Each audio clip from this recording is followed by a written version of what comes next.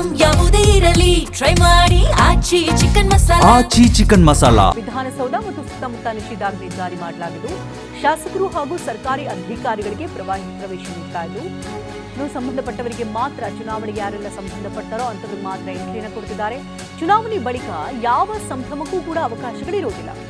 ಹಿರಿಯ ಪೊಲೀಸ್ ಅಧಿಕಾರಿಗಳ ನೇತೃತ್ವದಲ್ಲಿ ಭದ್ರತೆಯನ್ನು ಒದಗಿಸಲಾಗ್ತಾ ಇದ್ದು ಇಂದು ಬೆಳಗ್ಗೆ 7ರಿಂದ ಮಧ್ಯರಾತ್ರಿ ತನಕ ನಿಷೇಧಾಜ್ಞೆ ಇರುತ್ತೆ. ವಿಧಾನಸೌಧದ ಸುತ್ತಮುತ್ತ ಯಾವುದೇ ಮೆರವಣಿಗೆ ಆಗಲಿ ಅಥವಾ ರ್ಯಾಲಿ ಆಗಲಿ, ಪ್ರತಿಭಟನೆ ಆಗಲಿ, ಧರಣಿ ಆಗಲಿ, ವಿಜಯೋತ್ಸವ ಆಗಲಿ ಯಾವುದಕ್ಕೂ ಕೂಡ ಅವಕಾಶಗಳಿರೋದಿಲ್ಲ. ಹೆಚ್ಚಾಗಿ ಗುಂಪುಗಳು ಕೂಡ ಸೇರೋದಿಲ್ಲ. 4ಕ್ಕಿಂತ ಹೆಚ್ಚು ಜನ ಗುಂಪುಗೂಡಿ ನಿಲ್ಲೋ ಹಾಗಿಲ್ಲ ಅಂತ ಕೂಡ ಹೇಳಿದ್ದು. ಪಾಸ್ ಹೊಂದಿದವರಿಗೆ ಮಾತ್ರ ವಿಧಾನಸೌಧಕ್ಕೆ ಎಂಟ್ರಿ ಅಂತ ಹೇಳಲಾಗ್ತಾ ಇದೆ. 18ನೇ ತಾರೀಕು ವಿಧಾನ ಪರಿಷತ್ ಎಲೆಕ್ಷನ್ಸ್ ಇದೆ. ಆ ನಿಟ್ಟಿನಲ್ಲಿ ಸಿಟಿ ಪೊಲೀಸ್ ವತಿಯಿಂದ ನಾವು ಏನೇನು ಬಂದೋಬಸ್ತ್ ಇದೆ ನಾವು ಮಾಡ್ಕೊಂಡಿದ್ದೀವಿ. ವಿಶೇಷವಾಗಿ ವಿಧಾನಸೌಧ ಸುತ್ತಮುತ್ತ 1 ಕಿಲೋಮೀಟರ್ ರೇಡಿಯಸಲ್ಲಿ ನಿಷೇಧಾಜ್ಞೆ ಜಾರಿ ಮಾಡಲಾಗಿದೆ.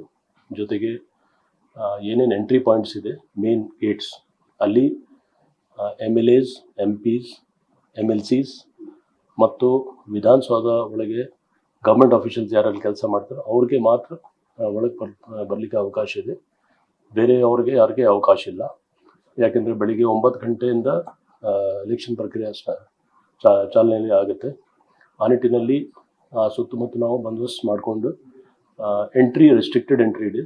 ಯಾರು ಎಲೆಕ್ಷನ್ಗೆ ಸಂಬಂಧಪಟ್ಟ ಯಾರಿದ್ದಾರೆ ಅವ್ರು ಮಾತ್ರ ಅಲ್ಲಿ ಬರಲಿಕ್ಕೆ ಅವಕಾಶ ಇದೆ. ಅಲ್ಲ, ಎಲೆಕ್ಷನ್ಸ್ ನಂತರ ಕೂಡ ಯಾಕೆಂದರೆ 144 ಜಾರಿಯಲ್ಲಿ ಇರ್ತದೆ. ಸೊ ಆ ಏರಿಯಾದಲ್ಲಿ ಯಾವುದೂ ಸೆಲೆಬ್ರೇಷನ್ಸ್ ಅವಕಾಶ ಇಲ್ಲ. ಅದಕ್ಕೂ ನಾವು ಕಟ್ಟುನಿಟ್ಟಾಗಿ ನಮ್ಮ ಪೊಲೀಸ್ ಅವರು ಕೂಡ ಇಂಪ್ಲಿಮೆಂಟ್ ಮಾಡ್ತೀವಿ. ಬೆಳಗ್ಗೆ 7ರಿಂದ ಸ್ಟಾರ್ಟ್ ಆಗುತ್ತೆ, ಹೋಲ್ ಡೇ ಇರ್ತದೆ. ಅಲ್ಲಿ 4ಕ್ಕಿಂತ ಜಾಸ್ತಿ ಜನಕ್ಕೆ ಸಿಗ್ಲಿಕ್ಕೆ ಅವಕಾಶ ಇಲ್ಲ. ಸೊ ನಾವು ಅದು ಇಂಪ್ಲಿಮೆಂಟ್ ಮಾಡ್ತೀವಿ. ಮತ್ತು ವಿಶೇಷವಾಗಿ ಪ್ರವೇಶ್ ನಾವು ರೆಸ್ಟ್ರಿಕ್ಟ್ ಮಾಡ್ತೀವಿ. ಯಾಕೆಂದರೆ ಯಾರ್ಯಾರು ಸಂಬಂಧಪಟ್ಟಿದ್ದಾರೆ ಎಲೆಕ್ಷನ್ಸಲ್ಲಿ ಮತ್ತು ಯಾರ್ಯಾರು ಭಾಗವಹಿಸ್ತಾರೆ ಮತ್ತು ಇದಕ್ಕೆ ಯಾರು ಆಫೀಷಿಯಲ್ಸ್ ಇನ್ವಾಲ್ವ್ ಇದ್ದಾರೆ ಎಲ್ಲರಿಗೂ ನಾವು ಅನುಕೂಲ ಮಾಡಿಕೊಡ್ಬೇಕು, ಅವ್ರಿಗೆ ಪ್ರಯಾರಿಟಿ ಕೊಡಬೇಕು. ಆ ನಿಟ್ಟಿನಲ್ಲಿ ರೆಸ್ಟ್ರಿಕ್ಟೆಡ್ ಎಂಟ್ರಿ ಇದೆ.